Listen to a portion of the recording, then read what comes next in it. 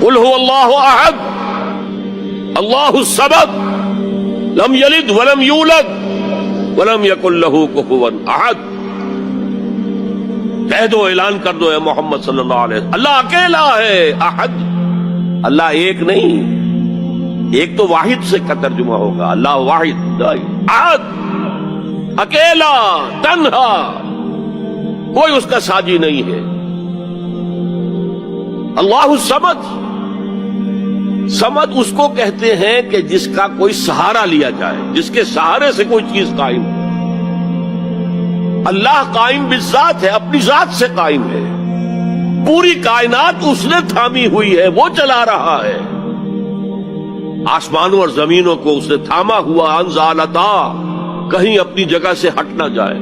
آپ کو معلوم ہے کہ یہ عظیم سیارے اور یہ عظیم جو گیلیکسیز ہیں، ان کی اصل حقیقت کس قدر باریک معاملہ ہے، ان کا کس قدر باریک.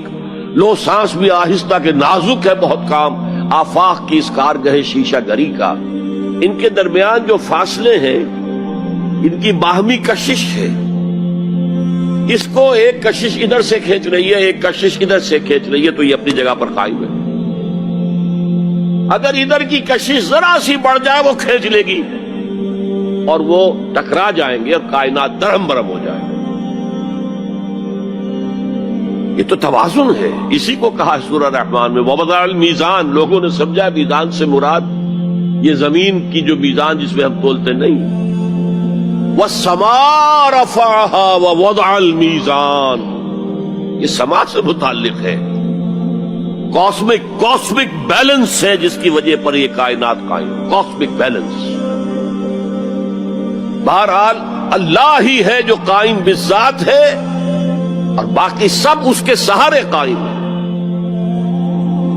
لم یلد ولم یولد، نہ اس نے کسی کو جنا نہ وہ جنا گیا، نہ کوئی اس کے ماں باپ ہے اور نہ کوئی اس کی جورو ہے، نہ اس کی کوئی اولاد ہے. ولم یکن لہ کفوا احد، اور کوئی اس کا ہمسر ہم پلہ نہیں ہے. اس لیے کہ اولاد تو ہم پلہ ہوئی نا.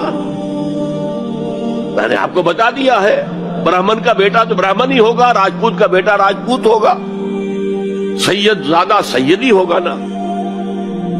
تو یہ اصل میں شرک فی الذات کی نفی پر یہ سورہ مبارکہ اتنی جامع ہے کہ اسے حضور صلی اللہ علیہ وسلم نے سلو سے قرآن، تہائی قرآن کے مساوی ہے. اس لیے کہ ہمارے ایمانیات ثلاثہ ہی ہیں نا، 3 ایمانیات ہیں.